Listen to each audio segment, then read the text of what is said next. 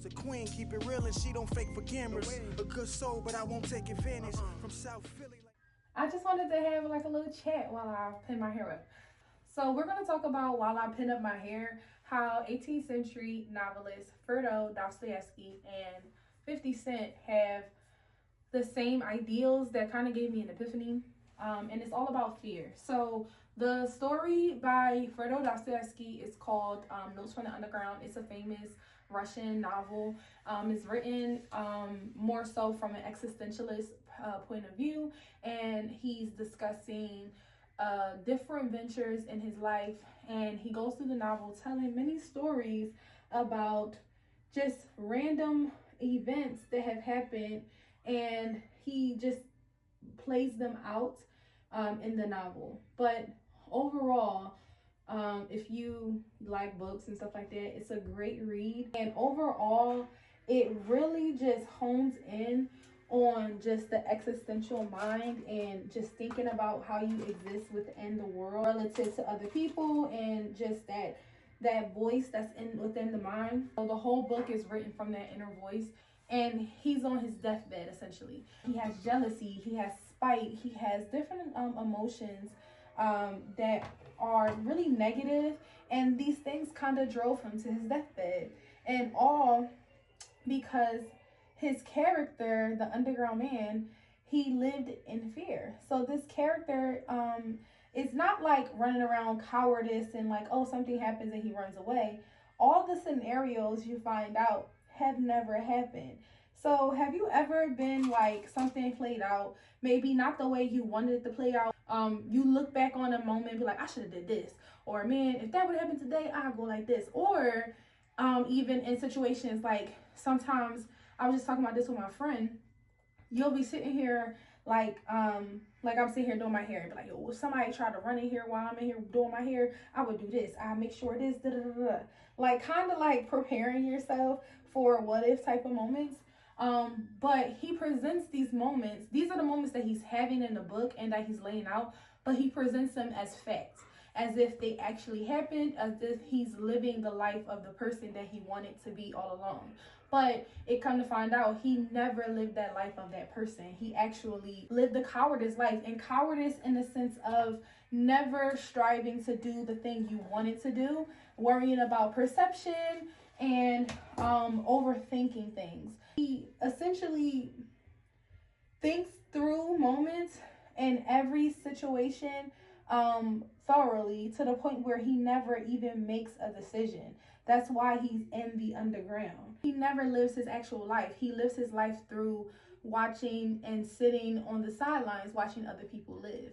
And that pertains to fear for me, because when you look at 50 Cent's book, Hustle Harder, Hustle Smarter, he speaks about one of his principles of how to be successful is not living in fear. So he goes on an introduction in that section where 50 Cent says, most people are comfortable in their fear. People know, like, I'm afraid of heights, so I just don't hike. I mean, I won't ever climb a mountain.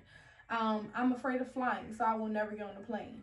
And he talks about getting shot and being afraid after he got shot and survived, and being afraid that the people would come back to kill him, and what this did to him. And he talks about naturally never living in fear and being comfortable, being afraid. But essentially he wasn't. It pushed him towards the thing that he was afraid of rather than away from it. He didn't suppress it or try to pretend it wasn't there. He ran towards the thing so he wouldn't be afraid anymore. And then he just tries to relate that to everyday life. Small fears like moving out of your neighborhood, or trying this new venture, trying a new sport because you're afraid to fail. And he talks about an executive who he admired and he respected a lot.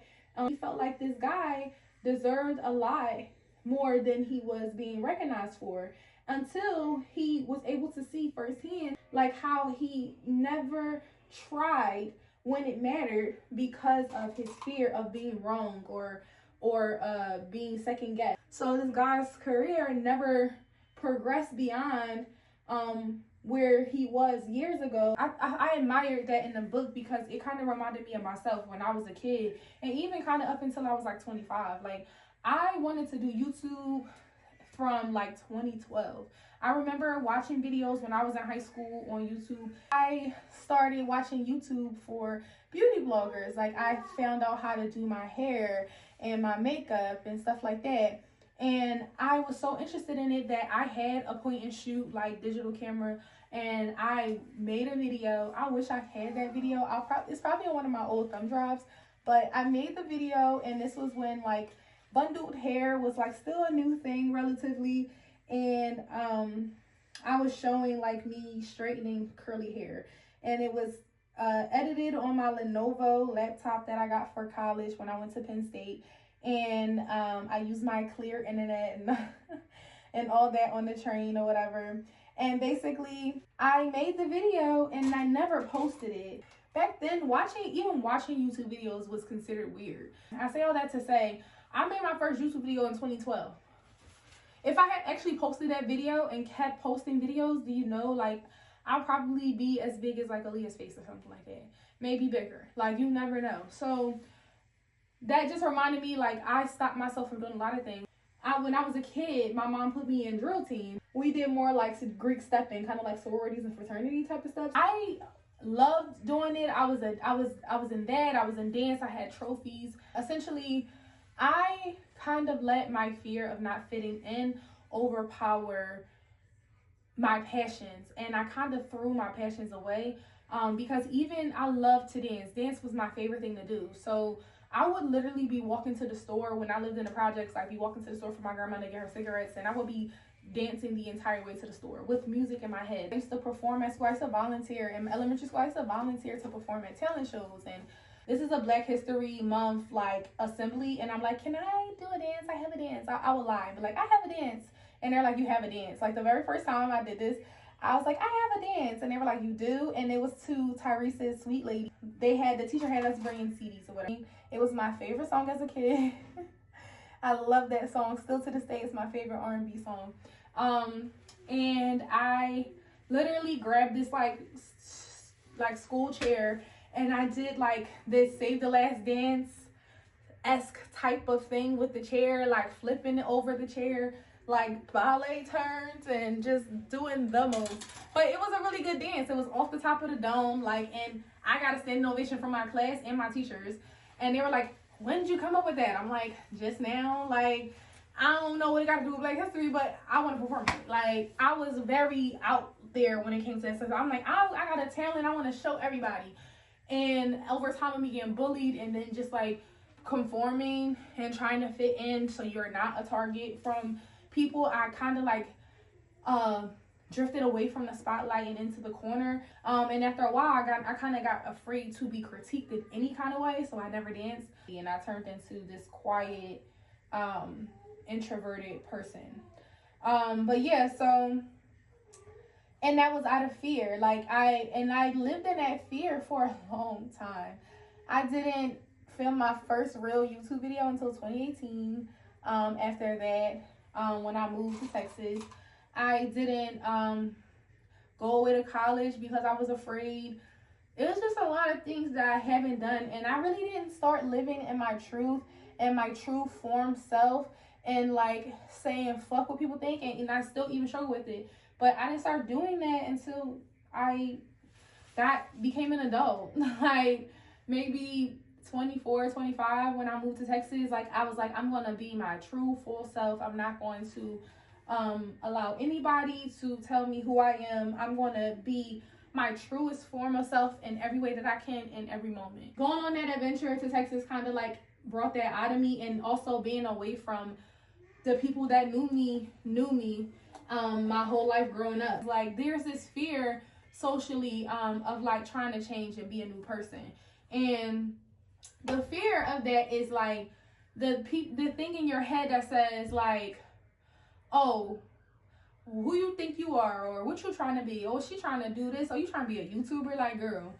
but that's what you would have said if you saw somebody else doing that.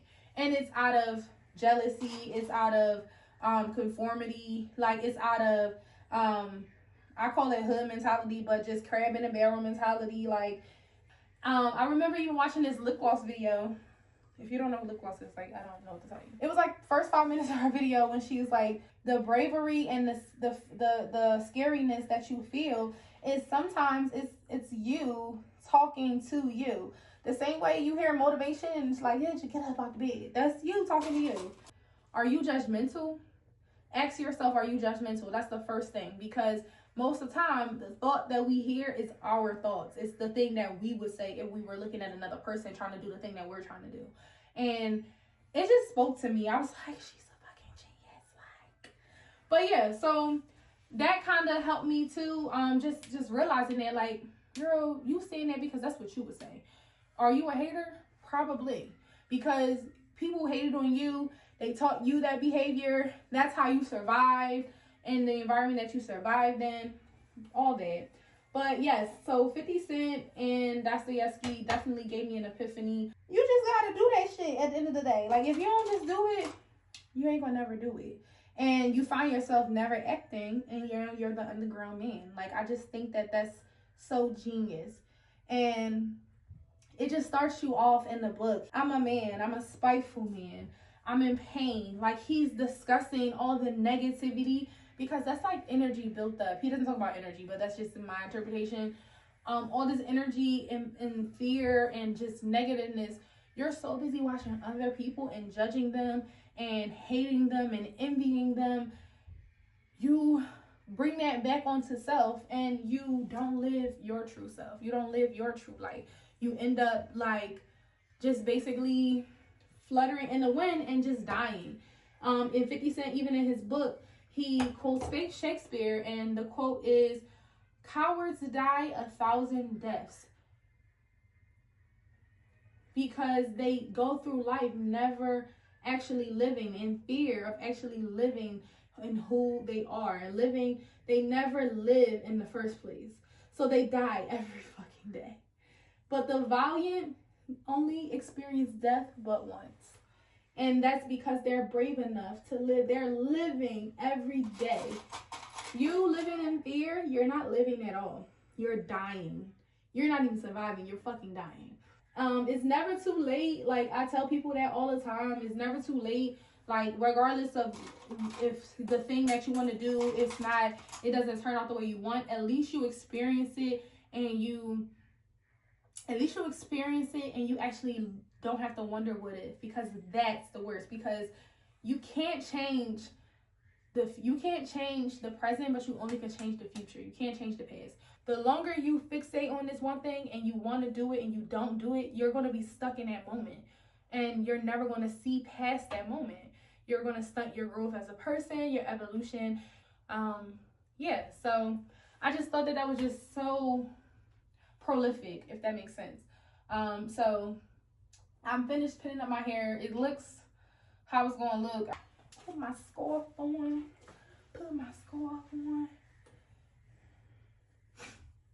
My bathroom floor is disgusting. But okay, so thank you so much for watching this video. That was real extra, like, video. Thank you so much for watching this video. Have a great day, and hopefully this sparks some type of thought-provoking conversation. Woo. Woo. Baby, we can talk about it. Girl, let's talk about it.